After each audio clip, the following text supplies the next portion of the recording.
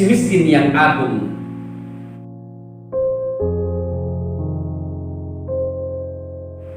Dengan menyebut nama Allah, saya mulai sebuah kisah tentang seorang manusia bernama Pak Sanin. Ia bukan orang terkenal dan tak pernah disebut-sebut di surat kabar. Orangnya sehat meskipun kerempeng. Matahari yang pijar di langit adalah iman dalam hatinya. Alamatnya mudah dicari, sebuah gubuk bambu beratap ilalang di tepi sawah yang hijau di ujung timur sebuah pulau. Di untayan zamrud katulistiwa dalam KTP-nya. Pekerjaannya ditulis tani. Tapi ia tak punya sawah sendiri. Agamanya Islam, bukan sekedar Islam sunnah. Artinya dalam sibuk yang bagaimana salat tak pernah dilalaikannya. Kalau Pak Sanin sedang bekerja mencari upah di tengah sawah, lalu didengar adzan mengalun, hayya 'alas shalah, hayya 'alal falah. Ayo kita tegakkan sholat, mari kita peluk kebahagiaan. Pak Sanin terkesima bagai mendengar nyanyian sorga. Ia lalu rindu bertemu Allah untuk menadah taburan rahmat dan cinta. Segera ia berujuk meskipun dengan air sawah. Sedikit pun ia tak merasa malu menghadap Allah dengan apa adanya, dengan baju kumal bertambal-tambal dan sarung tua yang tak jelas lagi warnanya. Ia tegak di tanggul sawah karena seluruh permukaan bumi ini adalah sajadah. Ia bertakbir dan mengucapkan munajat, sesungguhnya solatku, amal ibadahku, hidup dan matiku bagi Allah semata, Tuhan semesta alam. Pak Sanin dalam sholat, kakinya tetap tertancap di bumi, namun hatinya bagai raja wali yang perkasa, menembus langit biru, menggetarkan matahari dan bintang ke bintang. Sungguh pemandangan rohani yang mempesona seorang hamba Allah yang miskin masih bersyukur dalam kemiskinannya.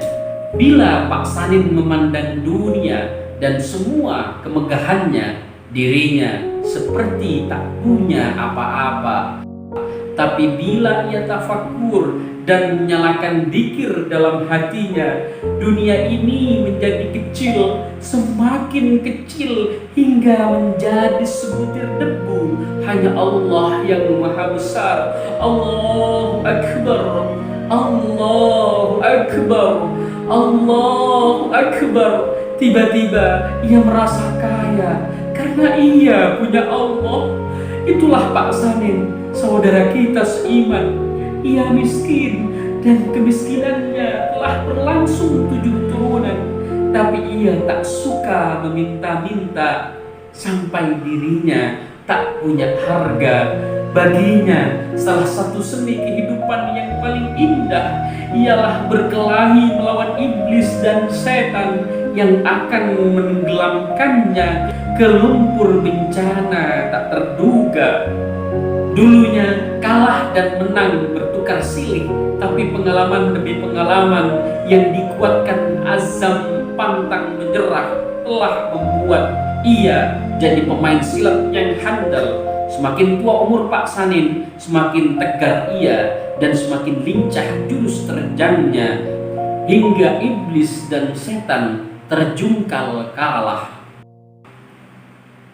Satu malam, ketika anaknya yang paling kecil menangis lapar, setan menganjurkan agar Pak Sanin mencuri ketela di kebun tetangga.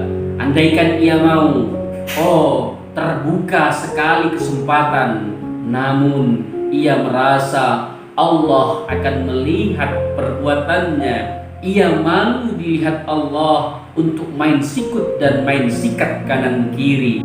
Ia merasa malu kepada Allah yang akan menyaksikan anaknya disuapi dengan makanan haram. Itulah Pak Sanin, hamba Allah yang miskin, yang tak mau darah saudaranya jadi minuman, yang tidak suka daging bangsanya jadi santapan. Tetangganya ada juga yang kaya-kaya, seperti Pak Sapoporet misalnya. Sapi kerapannya saja 4 pasang, belum ladangnya yang belasan hektar. Tapi mana mungkin ia berzakat?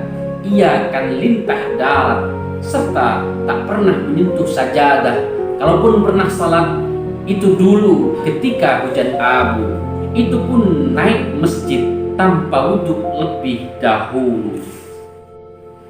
Tetangga yang lain, yaitu Haji Fulan, bisa baca kitab dan sudah 4 kali naik haji, tambah 1 kali umroh dengan istrinya yang nomor 3. Pak Sanin dan Haji Fulan sering satu soft kalau Jumatan, itu pun di barisan depan, serta sering berjabat tangan. Tapi aneh bin ajaibnya, Pak Sanin tak pernah terima zakat darinya. Juga orang-orang dhaif yang lain tak pernah kecipratan remah-remah hartanya. Soalnya kalau Haji Fulan mengeluarkan zakat, cukup diberikan kepada istri-istri dan anak-anaknya sendiri yang tercinta. Dari kitab Al-Quran yang diterangkan seorang kiai, Pak Sanin tahu bahwa dirinya punya hak juga pada zakat harta tetangganya yang kaya-kaya.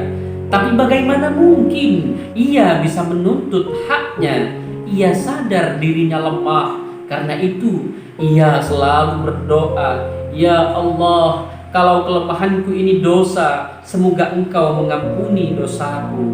Kelemahanku ini sungguh tidak kusengaja." Pak Sanin yang lemah tetap saudara kita. Perhatikan tatapan matanya, selalu menyebarkan aroma karena lahir dari telaga jiwa yang ikhlas dan sederhana. Ia hanya kuli tani, sawah yang dipacul bukan miliknya, tapi ia bekerja dengan tekun sampai tubuhnya berlumur peluh, seperti mengerjakan tanahnya sendiri. Bagi Pak Sanin, mengenyangkan dan menyenangkan orang lain adalah ibadah. Itulah saudara kita, meskipun miskin, masih punya hati nurani. Bagi dia, hidup tanpa kejujuran dan tanpa harga diri sama dengan bangkai yang menari. Oh Pak Sanin, saudaraku, aku merasa iri padamu. Kau asah rohanimu seperti permata indah yang membiaskan senyum ilahi. Ada yang bilang Pak Sanin bodoh dan goblok karena buta huruf dan tak tahu matematika. Namun hatinya yang disinari dengan zikrullah selalu nyalang menangkap isyarat-isyarat alam, sampai yang sehalus-halusnya di rumahnya makanan sehari-harinya hanya nasi singkong campur jagung dengan lauk sayur kelor sambal terasi. Begitu nikmat, begitu berselera ia makan bersama anak-anaknya. Di rongga dadanya bunga-bunga syukur bermekaran, harumnya menjangkau sampai ke arsy. Oh Pak Sanin sahabatku, salam dan bahagia untukmu, karena umurmu tak sia-sia. Dalam kemiskinan yang sempurna, kau begitu gagah mengarungi kehidupan dengan jiwa yang agung. Para malaikat dan para bidadari mengagumimu, bahkan sekuntum mawar di Taman Firdaus. Dengan birahi mengucapkan doa, "Ya Allah yang membalas kebaikan dengan kebaikan, bila ada tangan yang boleh menyentuhku pada zaman akhirat nanti, semoga tangan Pak Saninlah yang memetikku. Amin." 1969.